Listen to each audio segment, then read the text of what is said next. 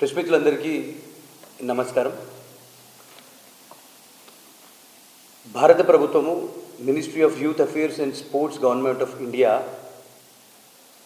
సర్దార్ వల్లభాయ్ పటేల్ గారి 150వ జయంతి ఉత్సవాలు దేశవ్యాప్తంగా నిర్వహిస్తూ ఉన్నది. దాంట్లో భాగంగా ప్రతి పార్లమెంట్కి కూడా మరి ఒక రాజ్యసభ ఎంపీ కావచ్చు, లోక్సభకు సంబంధించినటువంటి ఎంపీ గారు, అదేవిధంగా లోకల్లో ఉన్నటువంటి ఎమ్మెల్యే, ఎంపీ, అదేవిధంగా అధికార యంత్రాంగంతో కలిపినటువంటి ఒక ర్యాలీ. ఇది కుల మతాలకు అతీతంగా, రాజకీయాలకు అతీతంగా మరి ఆ గొప్ప మహనీయుడు స్వతంత్ర భారతదేశంకి 565 సంస్థానాలు స్వాతంత్రం వచ్చిన తర్వాత కూడా మరి భారతదేశంలో విలీనం కాలేనటువంటి చరిత్ర కూడా మనందరికీ తెలిసిందే. మరి అలాంటి సంస్థానాలని భారతదేశంలో విలీనం కావడానికి కృషి చేసినటువంటి గొప్ప మహనీయులు సర్దార్ వల్లభాయ్ పటేల్ గారు. మరి వారి 150 జయంతి ఉత్సవాలు నల్గొండలో నిర్వహిస్తున్నటువంటి క్రమంలో ఉమ్మడి నల్గొండ జిల్లాలో భాగమైనటువంటి నల్గొండ జిల్లాలో మరియు సూర్యాపేట జిల్లాలో మరి గౌరవ రాజ్యసభ సభ్యులు గుజరాత్ నుండి కేసరి దేవ్ సింగ్ జాలా గారు రావడం జరిగింది.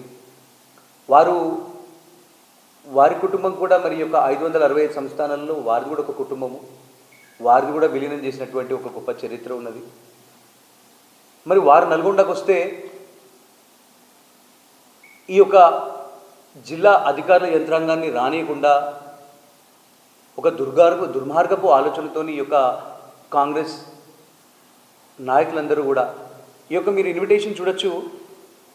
ఈ యొక్క ఎస్టీమ్ గెస్ట్గా ముఖ్య అతిథులుగా కోమటిరెడ్డి వెంకటరెడ్డి గారు, కొండూరు రఘువీర్ రెడ్డి గారు వారి పేర్లు ఉన్నాయి. అదేవిధంగా ఇలా త్రిపాఠి గారు, ఎస్పీ శరత్ చంద్ర పవార్ గారు, అడిషనల్ కలెక్టర్ గారు శ్రీనివాస్ గారు, వీరందరూ ఉన్నారు. అంటే జిల్లా కలెక్టర్ గారు ఈ రకమైనటువంటి యొక్క ఇన్విటేషన్ లిస్ట్ని అనౌన్స్ చేస్తారు. కానీ ఈ యొక్క మంత్రివర్యులు వెంకటరెడ్డి గారు కానివ్వండి, ఎంపీ రఘువీర్ రెడ్డి కానీ ఎవరు కూడా రారు దీనికి. ఈ యొక్క కాంగ్రెస్ ప్రభుత్వము, ఈ యొక్క కాంగ్రెస్ నాయకులు ఈ యొక్క సర్దార్ వల్లభాయ్ పటేల్ గారిని అవమానించినట్టుగా మేమందరం కూడా భావిస్తూ ఉన్నాం. నల్గొండ జిల్లా ప్రజలందరూ కూడా మిమ్మల్ని ప్రశ్నిస్తూ ఉన్నారు. సర్దార్ వల్లభాయ్ పటేల్ గారికి మోసం చేసింది మీరే. సర్దార్ వల్లభాయ్ పటేల్ని మోసం చేసినటువంటి పార్టీ మీది కాబట్టి మరి మీకు మొక్కం లేక మీరు ఈ యొక్క కార్యక్రమానికి రాలేదా అని చెప్పి మేము ప్రశ్నిస్తూ ఉన్నాము. ఈ యొక్క జిల్లా మంత్రి వెంకటరెడ్డి గారు, ఈ యొక్క ఎంపీ రఘువీర్ రెడ్డి గారు వారు రాకుండా మరి యొక్క జిల్లా యంత్రాంగాన్ని మొత్తం కూడా రానియకుండా ఆపడాన్ని కూడా మేము తీవ్రంగా ఖండిస్తూ ఉన్నాము, మేము ప్రశ్నిస్తూ ఉన్నాము. మరి కలెక్టర్ గారు మీరేమన్నా ఈ యొక్క మంత్రులు, ఎమ్మెల్యేల ఇంట్లో నౌకర్లు కాదు కదా చేసేది, వ్యక్తిగత నౌకర్లు కాదు కదా చేసేది. ఈ యొక్క ఎస్పీ గారు మాట్లాడితే మా మీద కేసులు పెడతారు. మొన్న క్లాక్ టవర్ చౌరస్తాల ఒక కొబ్బరికాయ కొట్టినాము, అరే శ్రీరాములు వారి ఆర్చ్, అరే మరి మేము కూడా భద్రాచలం తర్వాత గొప్ప చరిత్ర ఉన్నటువంటి ఈ యొక్క గుడి అని చెప్పి మేము ఒక ఆర్చ్ కోసము రాత్రి, అది కూడా ట్రాఫిక్ లేని సమయంలో చిన్న కొబ్బరికాయ కొడితే మా హిందూ బంధువుల మీద కేసు.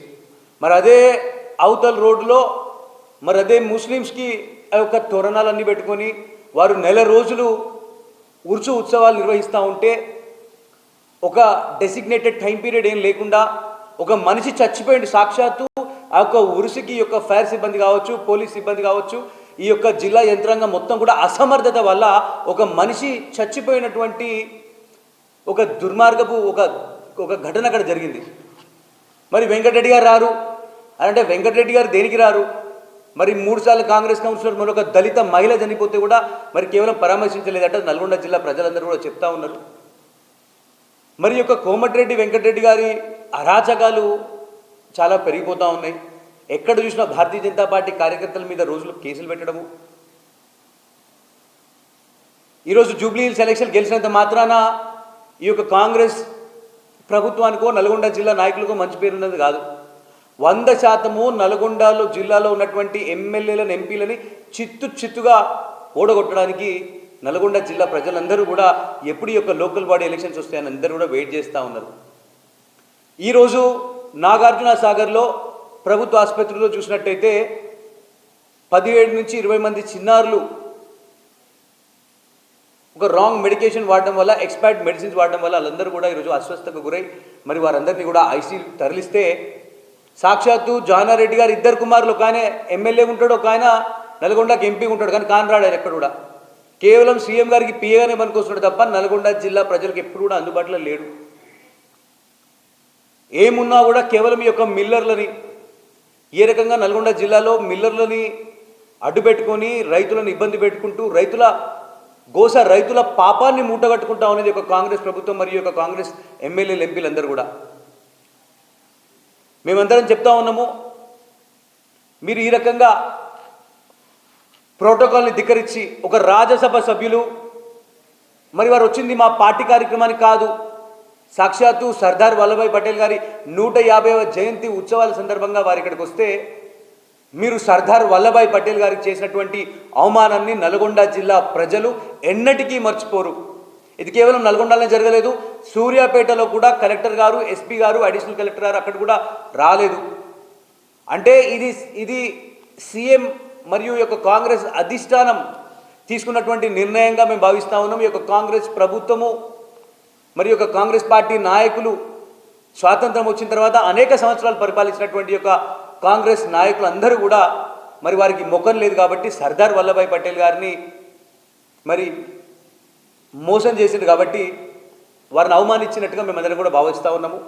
మరి అదేవిధంగా మున్గోడు మండలం పలివేలలో కూడా హనుమాన్ మాలలు ధరించినటువంటి విద్యార్థులపై ఒక ఉపాధ్యాయుడు నరసింహ అనేటటువంటి ఒక ఉపాధ్యాయుడు మరి హిందువుల మనోభావాలు దెబ్బతినే విధంగా మరి అంత ఘోరంగా అవమానిస్తే కూడా జిల్లా కలెక్టర్ కావచ్చు మరి ఎవరు కూడా ఇంతవరకు కూడా యాక్షన్ తీసుకోరు. అంటే కేవలం వీరు ఒక మతానికి కొమ్ము కాస్తూ ఉన్నారు, మాకు ముస్లిమ్స్ ఉంటే చాలు, మరి ఇంకా ఏ మతం అవసరం లేదు, హిందువులను భయపెట్టాలి, భయభ్రాంతులకు గురి చేయాలని ఒక దుర్మార్గపు ఆలోచనలతో ఈ యొక్క కాంగ్రెస్ ప్రభుత్వం ఉన్నది. మేమందరం కూడా తీవ్రంగా ఖండిస్తూ ఉన్నాము. మేము ముమ్మాటికి క్లాక్ టవర్ సెంటర్లో కూడా 100% మేము మా యొక్క శ్రీరాములు వారికి ఒక ఆహ్వాన తోరణాన్ని కూడా ఖచ్చితంగా మేము నిర్మించుకుంటామని చెప్పి ఈ సందర్భంగా తెలియజేస్తాం.